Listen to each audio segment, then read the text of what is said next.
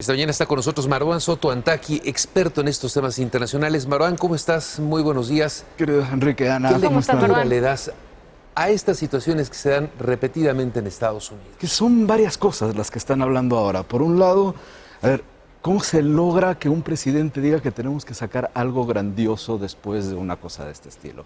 Y a partir de eso podríamos desglosar los distintos elementos. Si bien son 4 distintas balaceras, también hay que recordar la de la semana pasada en el Garlic Festival, que podrían tener ciertas similitudes, pero en el caso de la del Paso hay una cosa muy particular que cambia mucho el tenor de lo que estamos viendo. Hay un manifiesto por parte del tirador que empata mucho con un discurso que hemos estado escuchando desde 2016 en la campaña de Trump, para poder tratar de entender qué es lo que está sucediendo con este tipo de cosas y en particular con lo del Paso. Hay que pensar en 2 elementos clave. Sí, el discurso del odio, que sí nos podría llevar a si es un atentado terrorista y cuáles son las distintas implicaciones que podría tener. Y el otro, lo que han venido diciendo, el tema de control de armas. ¿Qué hacemos frente a eso? Cuando pensamos en, vamos a tener que pensar en revisar qué es lo que está sucediendo con México, Estados Unidos y demás, y el presidente de Estados Unidos dice no hay discurso para el odio, cuando es el principal propagador del discurso del odio, no solo en Estados Unidos, sino en absolutamente todo el mundo. No son solamente los hispanos violadores, son también las 4 congresistas de distinto origen, son también los distintos eventos que vimos. A ver, si nos vamos a desde Charlottesville, cuando tenemos ya ese tipo de retórica en la que dice, de los 2 lados hay versiones. No hay 2 versiones cuando tienes estas cosas. Hay uno muerto y hay uno que mató. Vemos ese tipo de cosas que nos empiezan a alimentar y se transforman en una bola de nieve frente a la que no se está sabiendo cómo reaccionar. Más, y evidentemente, el tema de control de armas. Pero, por ejemplo, decían el control de armas con el background check, para poder hacer cuáles son la revisión de antecedentes. Y al mismo tiempo tenemos en todos estos casos los testimonios de la gente que conoce a los tiradores, que insiste, eran buenos chicos, eran introvertidos, nunca habían tenido ningún problema, entonces nunca iban a estar Pero sí puede haber ahí un común denominador. Si me acuerdo del caso de Las Vegas, un hombre mayor que ataca a una comunidad meramente sajona. Sí.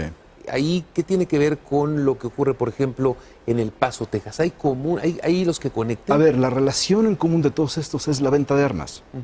En ese país se venden armas y se venden armas de alto poder. Y con eso se mata muchísima gente. Mientras eso siga estando en esa misma posición, vamos a seguir viendo este tipo de cosas.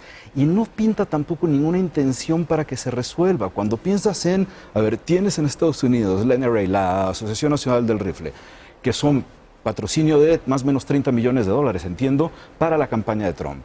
Bueno, ¿cuál va a ser el tipo de discusión que se va a poder tener desde el Ejecutivo norteamericano para poder regular este tipo de cosas? Sí, un conflicto de interés ahí muy claro entre el discurso, digamos, de Trump de tener controles más exhaustivos para saber a quién le puedes vender un arma o no, y lo que en realidad sucede, que es estas asociaciones, o esta asociación en particular, pues le mete muchísimo dinero, no nada más a Trump, sino a muchos congresistas en Estados Unidos, particularmente republicanos, ¿no? Sí, bueno, y eso se pudo ver dentro de los testimonios que trataban de levantar los medios en Estados Unidos a lo largo del fin de semana, cuando ningún republicano en activo estaba dispuesto a dar una entrevista para poder hablar sobre el tema. Ahora, otra de las cosas interesantes en estos puntos es esta discusión entre, ¿es un tema de salud mental o es un tema de acceso irrestricto a armas? Son las dos. Y ahí es cuando juegan mucho. Sí, pero hay que tenerlo claro, la base para eso es, en todos los países podemos tener locos, en todos los países puede haber odio, y tratar de seguir con el discurso, la versión aséptica de la vida de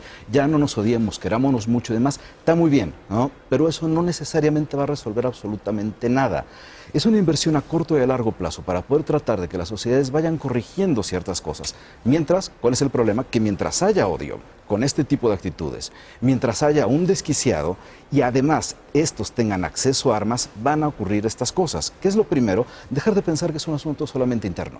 ¿Qué tanto tiene que cambiar el discurso del tratamiento en los Estados Unidos para llamarle terrorismo cuando se trata de un extranjero, y más si viene de algún país árabe, contra un sajón estadounidense al que lo quieren llevar más al terreno de la salud mental? Ya te metiste a mis temas.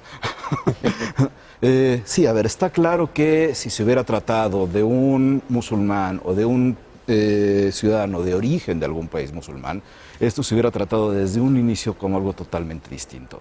Sí, pero al mismo tiempo sí creo que hay que entender cuáles son las razones de este atentado para poder llevarlo al término de terrorismo. La primera es la intencionalidad del atacante.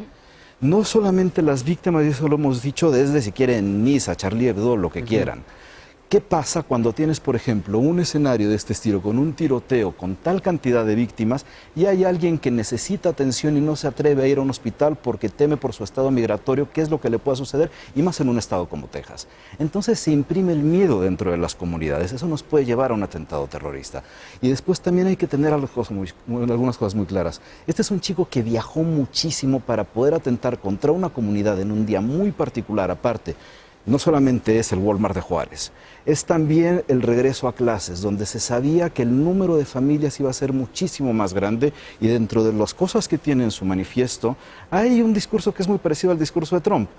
Si nos eliminamos a más, vamos a tener una vida más sostenible dentro de Estados Unidos. Híjole, ¿no? Hay que revisar ese tipo de cosas. Decías hace un ratito que no había que tratar esto solamente como un asunto interno. ¿Qué te parece la respuesta del gobierno mexicano?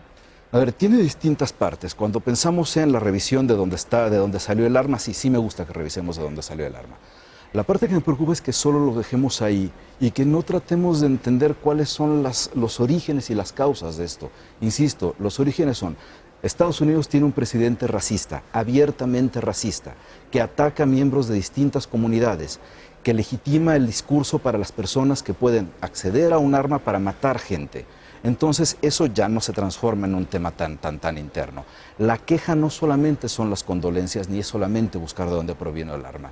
Es, como dijo Sanders, como dijo Beto O'Rourke, a señalar: el presidente de Estados Unidos tiene que parar con este tipo de cosas, porque de ahí viene el aumento de este tipo de crímenes. Si uno revisa en números, en 2016 los lugares de Estados Unidos donde Trump hizo presencia durante campaña subieron 220 y tantos % sus crímenes de odio. De 2016, 2017 y 2018 ha subido alrededor de 17%, 15 y 17% los crímenes relacionados con xenofobia, con racismo, con actitudes que han encontrado legitimidad en el discurso de Trump. Entonces, mientras no señalemos eso, el siguiente año vamos a seguir teniendo un aumento del 15-17%. Cuando se ve dentro de los tiroteos, para relacionarlo con los otros, con el de Chicago o el otro que sucedió la semana pasada, no todos son de supremacistas blancos. Hay unos que sí son del desquiciado, del que tiene el acceso al arma, de lo que sea. Pero si solamente se revisa cuál es el aumento de los crímenes perpetrados por supremacistas blancos, desde 2016 hay un incremento de alrededor del 35-36%. Marwan, gracias. Querido, muchísimas Gracias. gracias. Buenos días.